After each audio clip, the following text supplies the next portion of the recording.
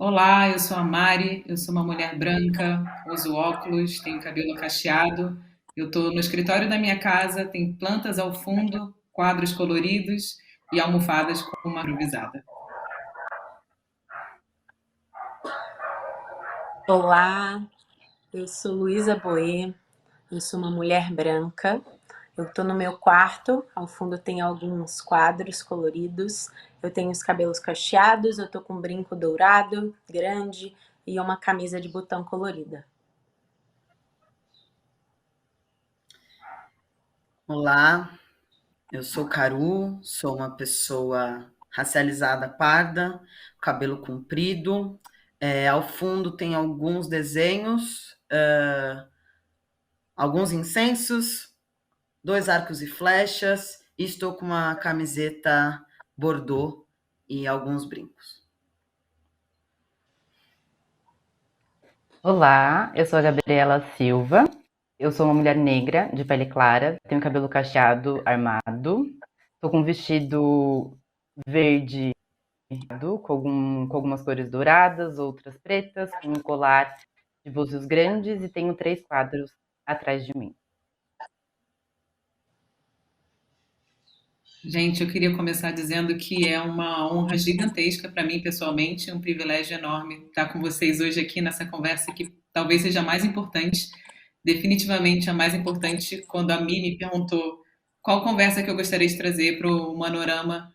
Para mim era o espaço para a gente falar sobre rede de solidariedade e sobre acolhimento, né? Ainda mais no contexto de pandemia, um contexto em que a gente está atravessando tantos desafios sociais e individuais. Falar de solidariedade, de acolhimento é muito urgente. E aí eu não conseguia pensar em mais ninguém além de vocês para trazer para essa conversa, então fico feliz demais de vocês terem topado esse convite. E eu queria muito pedir para a gente começar um pouco se apresentando, cada um de vocês contar um pouco sobre quem somos, né, quem cada um é, e qual foi a primeira experiência de solidariedade que vocês lembram de ter vivido assim na vida de vocês. Gabi, para você puxar essa conversa. Claro. Vou me apresentar então aqui um pouquinho. Então, já falei meu nome. Meu pronome é A, tenho formação em psicologia. E essa pergunta, eu concordo com Mari, assim, primeiro eu queria agradecer essa mesa maravilhosa, essa conversa incrível, essa troca tão necessária. E aí, quando você faz essa pergunta de qual é a primeira experiência de rede de solidariedade, primeiro não tem como não vir as mulheres da minha família.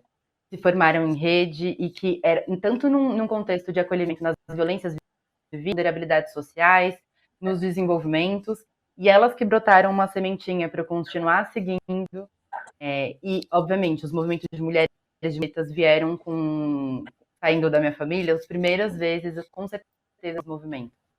Então, não sei, mas não tinha como deixar de falar dessas pessoas que colocaram um brotinho lá desde pequenininha, a ponto de eu me profissionalizar e hoje trabalhar com isso. Então, acho que é um pouco desse lugar, assim.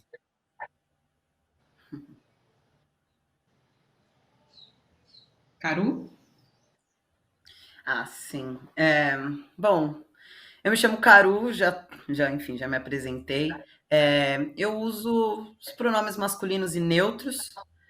E aí, enfim, né? Os neutros. Pode usar E, pode usar U, pode usar aquilo que você ainda tiver aí de repertório para usar nesse caso. Eu sou psicólogo, sou poeta, sou coordenador do projeto Acolhe LGBT+, na organização internacional voltada para os direitos da população LGBT ao LAUT, que acho que a gente vai conversar um pouquinho sobre também. E componho também a organização do Isla Marginália, que é uma batalha de poesias feita por e para pessoas trans e gênero sexo dissidentes, que é composta só por pessoas racializadas, então pessoas trans racializadas no contexto brasileiro. Acho que é importante contar dessa experiência. E sobre redes de solidariedade, eu não conseguiria, assim como a Gabi, não dizer da minha família, assim, né? Eu sou o 7º filho de uma família bem grande, nós somos em 11 irmãos, no fim das contas, e eu acho que ter vivido uma vida com muita gente, uma casa sempre muito cheia, né? Teve um tempo na minha vida em que moravam 11 pessoas em casa. Então, isso me fez ter uma relação com as redes muito importantes, né? Então, tanto que é o com que eu atuo. Eu gosto muito de rede, gosto muito de coletividade, e eu acho que é por aí que a gente pode construir, porque, enfim, para mim, viver uma vida boa tem a ver com dar conta de estar junto num mundo que enaltece tanto, né, os processos individuais. Então, eu acho que vai um pouco por aí. E a gente vai conversar um pouquinho mais sobre isso, acho que hoje. Perfeito. Maravilha. Eu sou Luísa Boê, sou artista, cantora, compositora, mas eu também sou formada em relações internacionais, então trabalhei alguns anos com direitos humanos, com desenvolvimento social, e eu acredito muito assim na força da rede, do coletivo, para materializar as coisas, né? Muito recentemente, a grande rede solidária foi para o financiamento coletivo para materializar o meu disco, mas quando a Mari pergunta da primeira que eu tive experiência, assim como o Caru e a Gabi, para mim também veio da minha família. Eu sou filha única, mas quando a gente ia para casa da minha avó com todos os tios e todos os primos, era um lugar de muito amor. Eu lembro que a minha avó, que morava numa cidadezinha no norte do Espírito Santo, chamada Conceição da Barra, no Dia das Crianças, ela fazia uma festa com pipocas e chamava pipoqueiro e algodão doce para receber todas as crianças da rua, do bairro, junto com a gente. E eu sinto que, assim como a Gabi falou das mulheres da família dela, a minha avó sempre plantou em mim essa semente do coletivo, né? De olhar para o outro de um lugar de acolhimento, de poder oferecer e de poder receber. Que lindo, Lu. Eu sou a Mari, eu sou carioca, mãe do Matias, que tem 5 anos. Estou ocupando a cadeira de chefe do escritório da Purpose aqui no Brasil. E quando eu penso na minha própria primeira experiência de solidariedade, eu acho que eu só cheguei ao mundo por conta de uma experiência de solidariedade, na verdade. A minha mãe engravidou de mim quando ela estava entrando ainda na vida adulta dela, saindo da adolescência, e foi a partir de uma promessa de solidariedade de rede que ela topou levar a gestação até o fim, porque existia uma rede organizada em torno de me receber. Então eu falo disso com muita emoção, naturalmente, porque é algo que me toca e é algo que toca a minha própria aqui hoje, né, nesse lugar, nessa terra. Eu queria muito pedir para a Gabi e para o Caru contarem sobre as experiências do Mapa do Acolhimento e do Acolhe LGBT+, que são experiências de solidariedade que usam essa tecnologia ancestral, social, né, tão potente. E quando a gente fala sobre tecnologia, muitas vezes as pessoas entendem como bits, bytes, códigos binários, né, digital. E, na verdade, a gente está falando aqui de algo que é ancestral, excede a nossa existência enquanto seres humanos aqui hoje. Inclusive, talvez seja o motivo pelo qual nós nos viabilizamos enquanto humanidade, né? Então, queria muito, Gabi e Caru, que vocês pudessem contar um pouquinho sobre a experiência de cada uma dessas plataformas que tem feito um trabalho tão, tão, tão bonito. Perfeito. É incrível, assim, né? Poder acompanhar milhares de redes surgindo e poder viver e atuar dentro de uma. Para quem não conhece, hoje, atualmente estou ocupando a gestão de atendimento do Mapa do Acolhimento. E para quem não conhece o Mapa ele é essa rede de solidariedade nacional que conecta mulheres que já sofreram ou estejam sofrendo violência baseada no gênero. E a gente conecta essas mulheres a psicólogas e advogadas que estão dispostas a ajudá-las de forma voluntária. Então, é um projeto nacional que disponibiliza esse acolhimento, né, esse acesso à saúde mental e acesso à justiça no momento de vulnerabilidade e de violência para essas mulheres. E é importante ressaltar que a gente vem na soma do serviço público, não na substituição, então é sempre um trabalho complementar, e a gente vem na luta do enfrentamento para somar com essa rede de enfrentamento que tem há muito tempo. Então, é um pouquinho desse lugar, assim, que eu falo, e é um pouco desse mundo do Mapa do Acolhimento.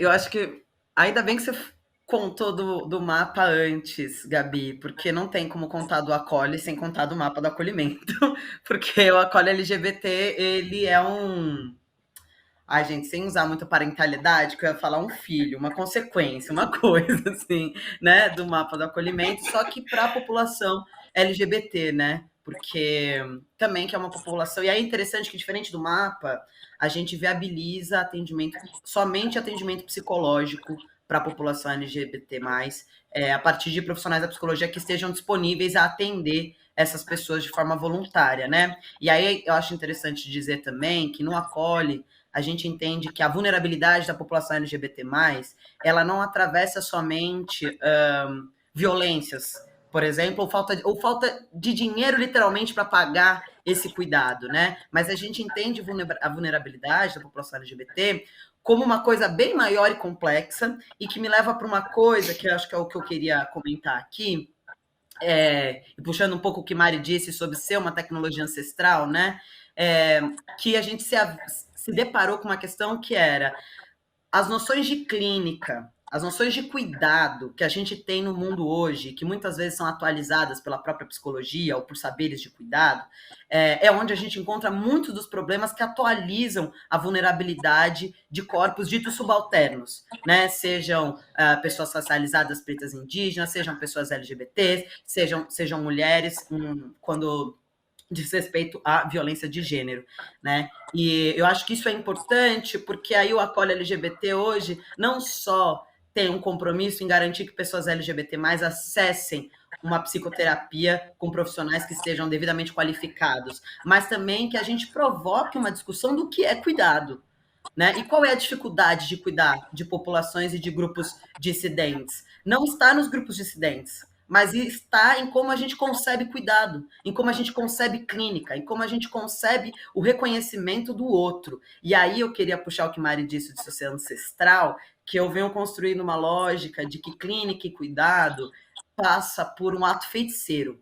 Eu não sou só psicólogo, eu sou feiticeiro do cuidado, feiticeiro da vida, né? E aí isso é uma coisa que eu gosto de colocar no Acolhe LGBT, que ali a gente é para além, não é só sobre a população LGBT+, mas é porque a gente vive um mundo em que as construções de cuidado, elas são muito prejudicadas, trabalhadas na individualidade, trabalhadas apenas sobre a ótica do sujeito, num mundo que enaltece, né, essas lógicas individuais. Então, pensar rede hoje é para além só de uma questão de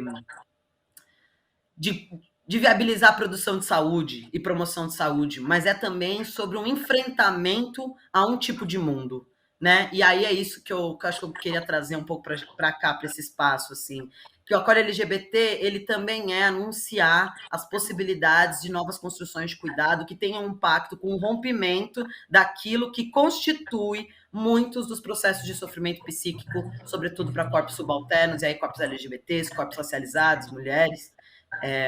E aí é um pouquinho disso que eu acho que seria legal Perfeito, contar um do pouquinho Acolhe. disso, bem, bem tranquilo, bem pouco político, bem... Carol, acho perfeito o que você está trazendo e vai lá, Gabi. Não, eu só posso fazer que eu acho enfim, é um projeto que se dialoga muito e a importância que tem um braço também do mapa, da importância de cuidar de quem cuida, né? Porque a rede é para as pessoas que são acolhidas, mas também é importante fazer esse contorno para quem está acolhendo, porque quem cuida de quem cuida e quem forma quem cuida, porque a gente sabe que a gente não teve essa leitura que Caro trouxe de uma maneira maravilhosa, que eu fiquei aqui babando, a gente não é dado. Né, assim, como que a gente se constrói politicamente para poder acolher? Porque esses dois projetos, o acolhimento é um ato político. Então, como que a gente forma de fato? Então, esse espaço de ter um braço também de cuidar de quem cuida garante esse acolhimento ético.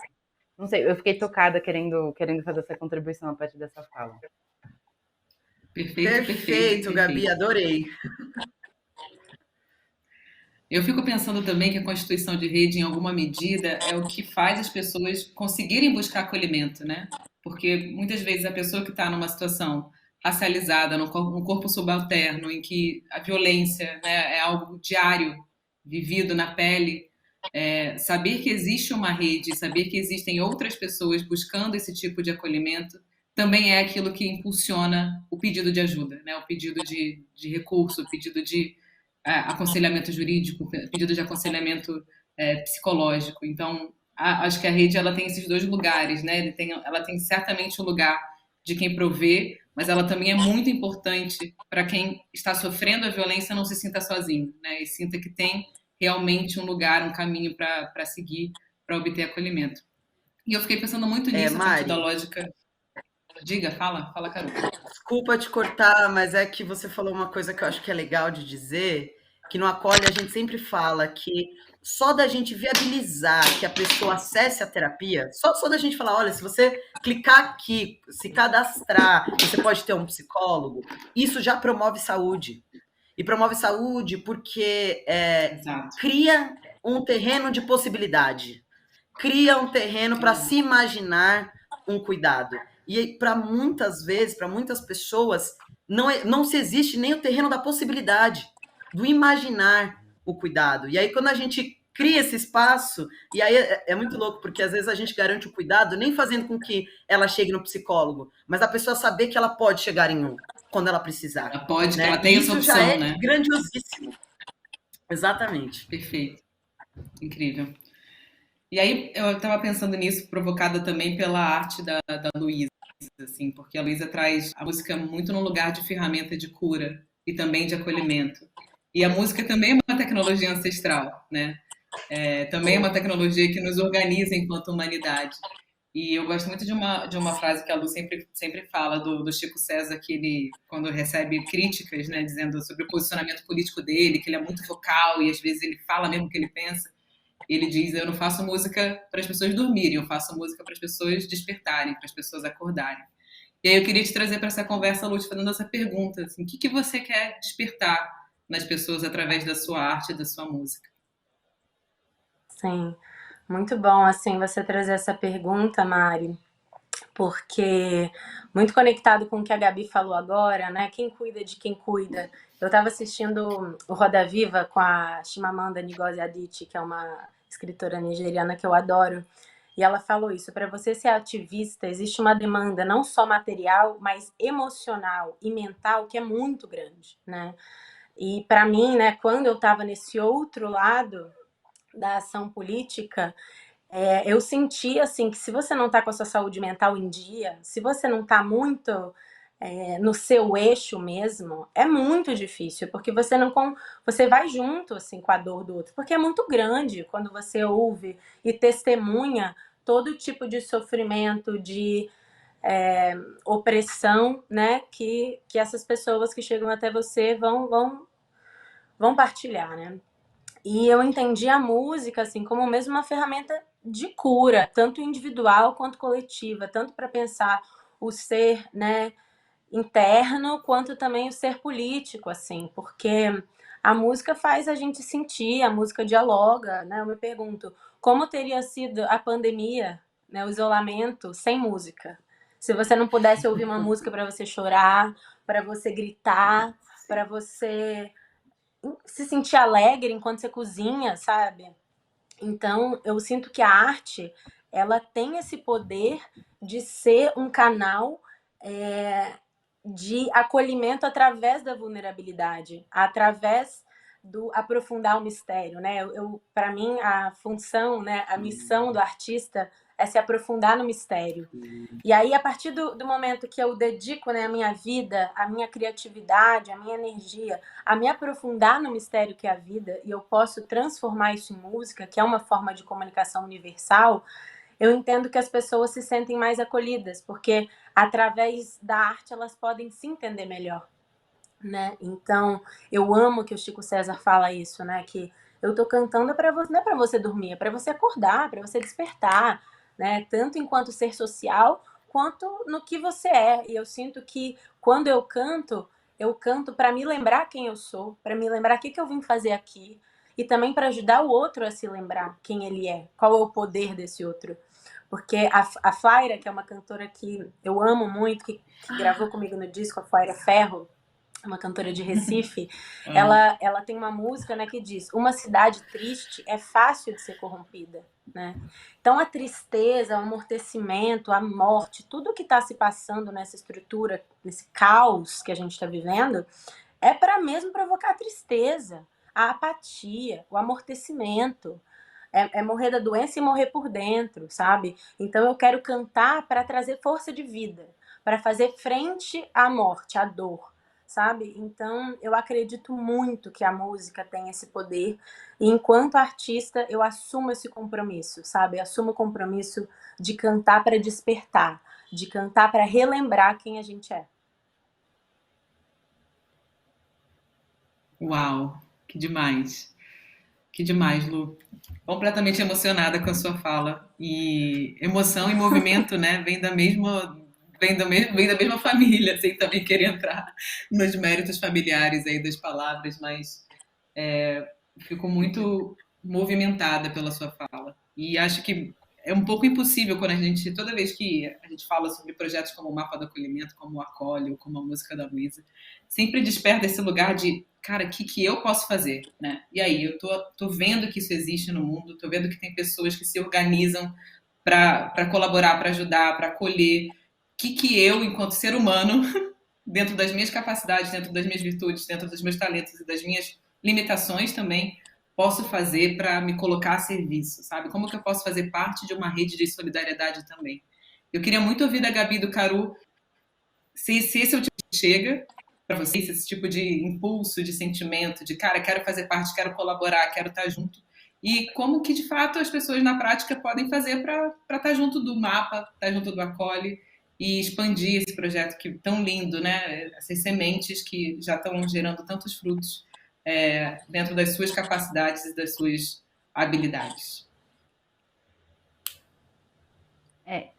Do mapa, a gente recebe muitos, porque é um projeto nacional, então tem uma capilaridade bem grande, mas o primeiro ponto, se você é psicóloga e se você é uma advogada formada, se disponibilizaria para atendimento, acho que esse é o primeiro pedido, porque hoje a gente tem recebido, por conta da pandemia, um pedido de ajuda por hora, então traz aí 24 pedidos por dia, traz um número muito alto para a gente, precisando cada vez mais de profissionais disponíveis para garantir esse acolhimento dessas mulheres. Mas, poxa, Gabi, eu não sou psicóloga, eu não sou advogada, mas eu conheço uma, manda um mapa para psicóloga, para advogada, porque e para compor essa rede, né? E acho que e aí tem um lance que não conheço uma psicóloga, não conheço uma advogada, mas ainda assim quero ajudar. Tem dois formatos que a gente pensa. O primeiro a gente, né, no comecinho eu falei para vocês que a gente a gente trabalha em parceria com os serviços públicos.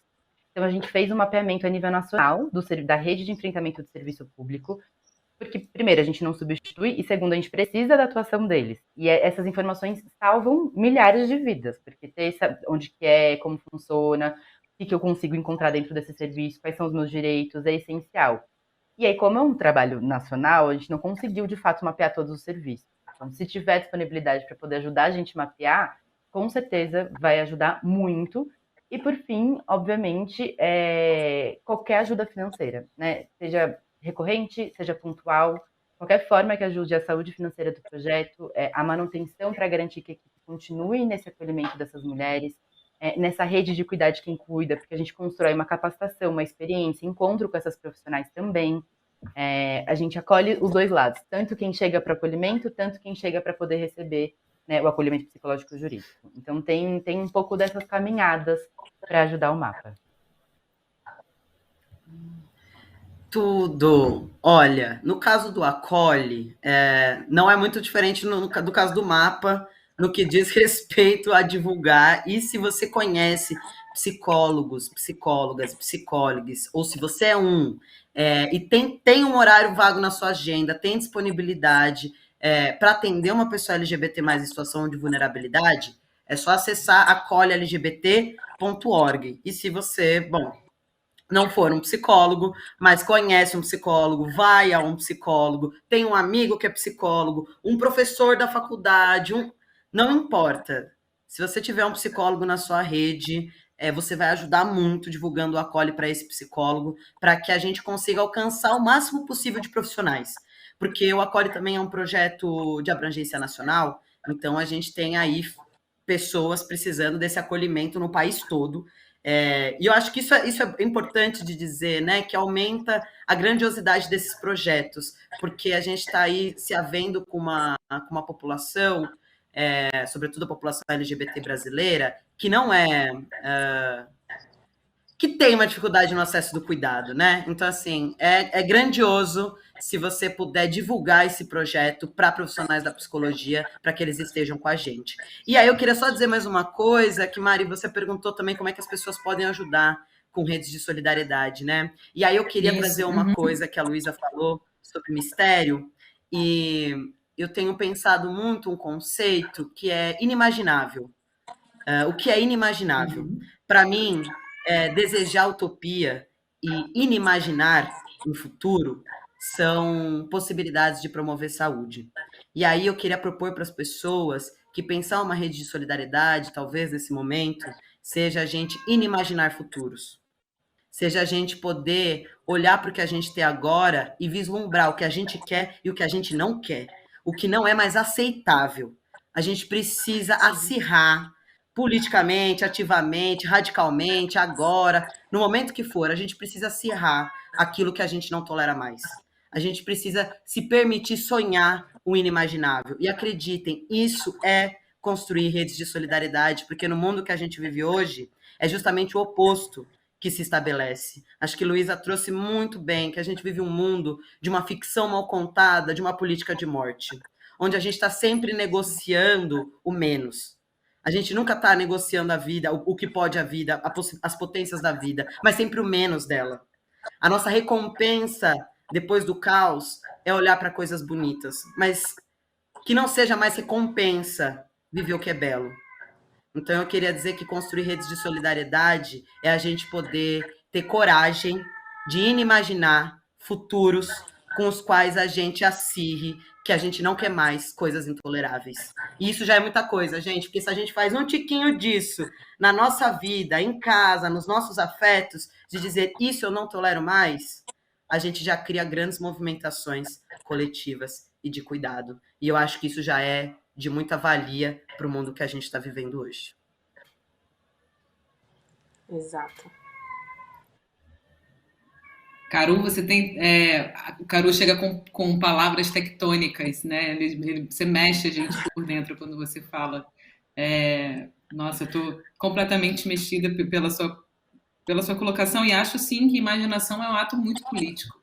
Né? Imaginação talvez seja um ato político dos mais primitivos e mais bonitos, né? E conseguir imaginar futuros possíveis. Eu falo muito sobre construir futuro no presente. Eu falo muito sobre isso, né? Através do nosso. Como que a gente faz para construir futuro no presente?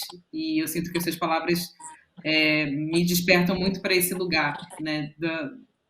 Do quanto que a gente pode se rebelar fazendo o presente, né? Fazendo o futuro no presente, mas também imaginando os nossos futuros utópicos e caminhando para lá, né? Caminhando para lá com a nossa esperança, a nossa força, nosso ativismo, nosso posicionamento.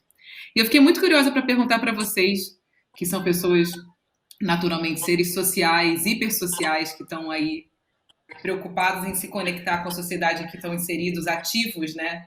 Numa posição muito ativa de estar dentro da sociedade de uma maneira muito presente. Como que vocês se cuidam? Como que vocês cuidam de quem cuida? Um pouco pegando aquela pergunta da Gabi. Gabi, fiquei pensando em você. Como é que você se cuida?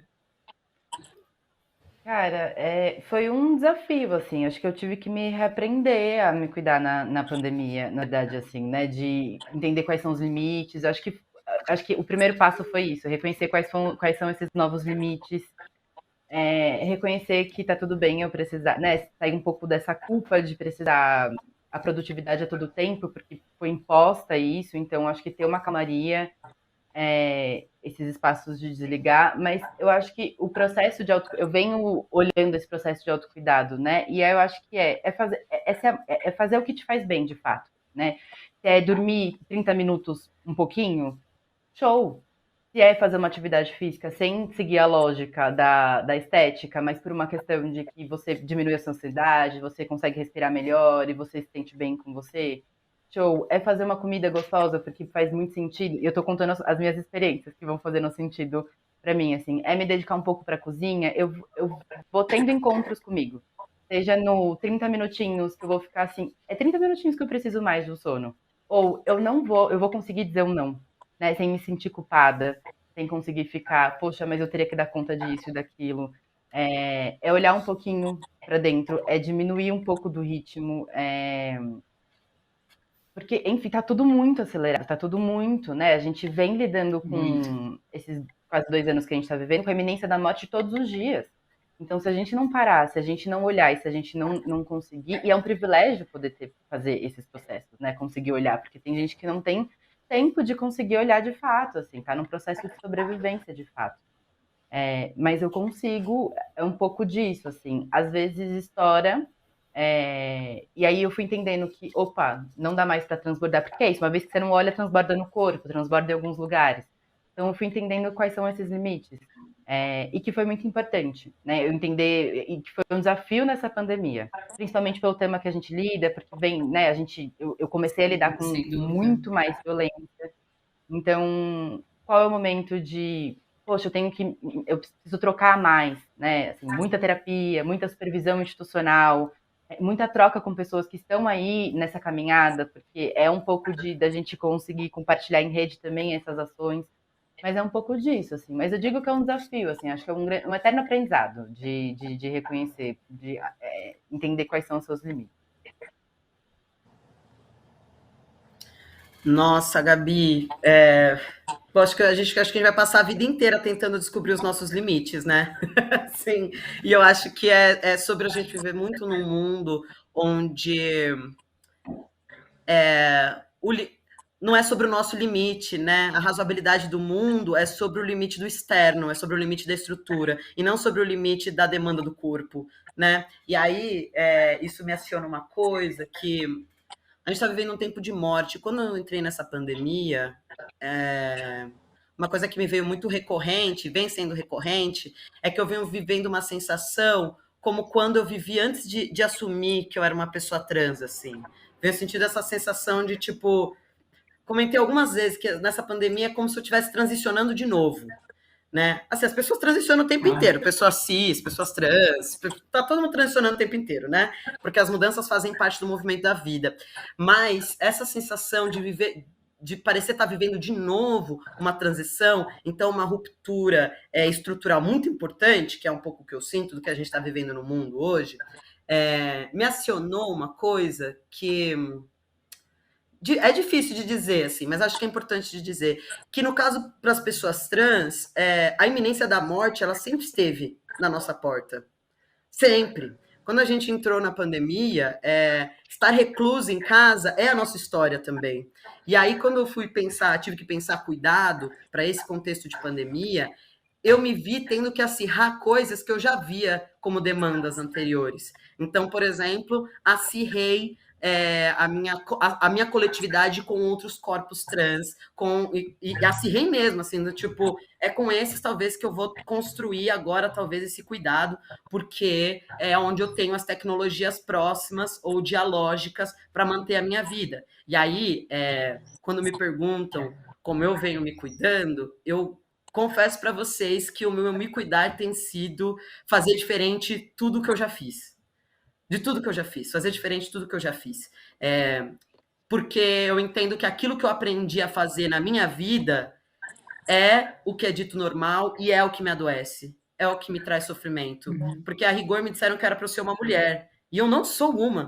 Então já há ser quem eu sou, ser este corpo, acionar essa possibilidade, é o que eu posso fazer de cura para sustentar esse mundo. Então, me perseguir, literalmente, me perseguir, perseguir os meus desejos, perseguir aquilo que eu posso dar conta em mim, é o que eu faço de mais genuíno para me cuidar. E aí isso tem a ver com, por exemplo, permitir que as minhas gatas invadam os meus espaços de trabalho, permitir que elas estejam comigo, permitir que atravessar os limites, entende? Atravessar as vergonhas, atravessar o que está dado aí quanto normal, né? Porque a rigor o normal é o que nos mata, pelo menos na minha experiência de vida, né? E aí eu acho que isso é importante de dizer, de acirrar um compromisso com a verdade, acirrar um compromisso com os meus desejos e acirrar um compromisso com a coragem de sustentar quem eu desejo ser, e não importa o que eu deseja ser, desde que eu possa sustentá-lo nesse mundo. Então, acho que se tem uma coisa que para mim é importante quando penso autocuidado e cuidado de quem cuida, é que a gente não perca a coragem do que a gente está fazendo. Se a ver com a morte o tempo inteiro, nos lembra que a vida tem a ver com a Sirá, com a coragem. E não se deixar romper por esse mundo de morte, de ego, e que constrói um amor muito do covarde, diga-se de passagem, quando diz respeito a consumir o outro, né? Então eu acho que é um pouco isso, assim.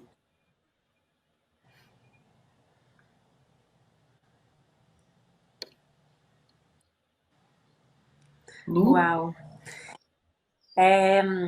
Eu acabei ficando também impactada pelo Caru e aí esquece de falar. Mas, uau, nossa, quanta coisa. E quanto espelhamento também, né? Cada um a partir da sua experiência, da sua Muito. vivência, mas muito espelhamento, assim. Me espelhei muito nas tecnologias e ferramentas que vocês usam de autocuidado, assim, né? Eu tenho sentido, assim, no meu processo, que a maior prova de amor por mim mesma tem sido aceitar que a vida não é uma crescente e que é um grande espiral e que tem dias que não vai estar, que eu não vou estar bem, mas que tá tudo bem, sabe? Porque eu sinto que eu venho de uma autocobrança muito grande de tipo, não, esse aspecto da minha vida eu já resolvi, então check. Aí quando isso volta de novo, vem como tipo, meu Deus, eu não tô sabendo, tipo, eu não já tinha superado essa questão na minha vida. Então tá sendo muito um processo mesmo de entender que, né, nesse isolamento, que ter ansiedade, nossa, eu tive alguns momentos de grande ansiedade ao longo dessa pandemia, assim, de não, né, eu me mudei para São Paulo, não tenho ninguém da minha família aqui, 2 meses depois começou a pandemia, então eu basicamente só fico dentro de casa há 1 ano numa cidade que eu nunca morei antes, assim. Mas trazendo, né, para um lugar um pouco, enfim, mais dessas ações, né, eu sinto que, primeiro de tudo, a minha espiritualidade e terapia são grandes pilares, assim, de autocuidado para mim. Porque eu faço terapia há alguns anos, é uma coisa que eu sempre falo com as pessoas, gente, faça terapia. Terapia não é coisa de gente doida, terapia não é coisa de gente fraca. Terapia é um espaço em que você pode, assim, ser totalmente aceito, em que você tem escuta, sabe? Então, eu sou super, enfim, eu advocate pela terapia, faço terapia há muitos anos, e a minha vida espiritual também, né? Eu tenho algumas linhas religiosas, assim, que eu sigo e que fazem muito sentido para mim, e faço trabalhos mensais, né? De trabalhar minha mediunidade, de trabalhar minha conexão com o divino. Então, eu sinto que isso tem sido muito importante. E, ao mesmo tempo, eu sinto que a comunicação não violenta tem sido também uma ferramenta muito importante de autocuidado, de eu conseguir, né, um trabalho, conseguir nomear as minhas necessidades, né? Então, de ter mais esse lugar de conseguir pedir mais ajuda. Eu acho que a gente é muito, né, a sociedade, o capitalismo, essa exaltação da individualidade acha que, né, coloca o pedir ajuda como algo muito fraco, né? E eu tenho aprendido, assim, a pedir ajuda, sabe? A lidar com a vergonha de pedir ajuda, a lidar com a vergonha de não ser perfeita, a lidar com a vergonha de ser uma pessoa das incoerências da minha humanidade, né? De eu falar coisas fortes e às vezes me sentir o oposto daquilo que eu tô dizendo. Então, eu sinto que o acolhimento, assim, nessa pandemia tem sido muito sobre aprender a aceitar a minha imperfeição mesmo, sabe? E usar todas as ferramentas e todas as guianças e todos os suportes que eu tenho para eu lembrar de ser minha fortaleza, sabe? De eu ser a pessoa que mais precisa me amar e me aceitar e confiar em mim para eu dar conta da vida. Maravilhosa, maravilhosa demais.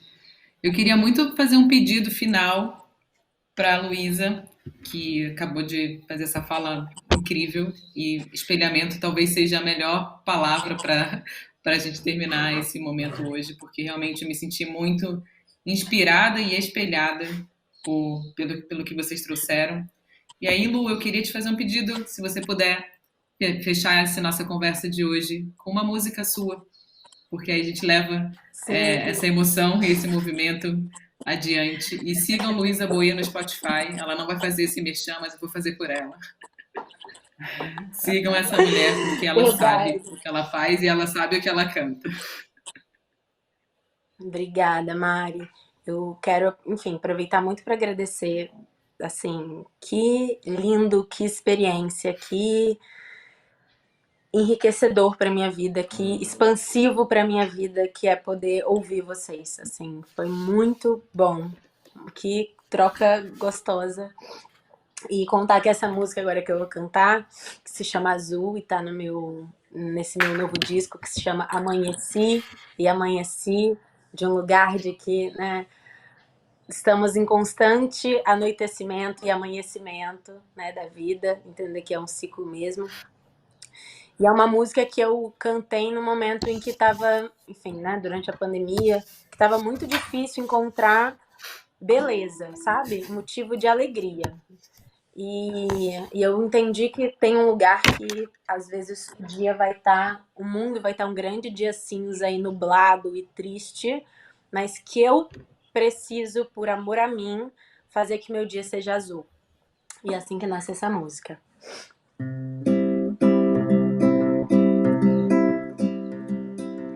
Abram-se os caminhos na avenida, que hoje acordei decidida a deixar as lamentações. Devolvo o que não é meu e ando leve. Se a tormenta não for breve, me firmo nos olhos dos furacões. Me desenrolo dessas ataduras e sei que o que me segura é meu coração farol. Por que levar a vida assim tão dura, se a hora mais escura é a que antecede o sol? Abro as portas e as janelas e deixo entrar o azul. O dia amanheceu azul. Azul. O dia amanheceu azul. Banho de mar, como a mãe sereia Iemanjá. E eu tenho a espada de São Jorge sempre a me acompanhar. Eu vou celebrar que o tom da minha vida é solar. Nascem flores por onde eu caminho, tem um ninho na luz do luar. Azul, o dia amanheceu azul. Azul, o dia amanheceu azul.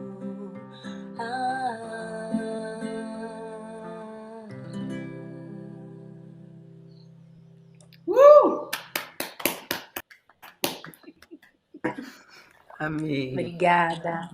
Amei. Obrigada Fiquei até demais. nervosa pra cantar pra Obrigada, vocês. Linda! No Foi palco ótimo, do adorei. Manorama. Arrasou demais.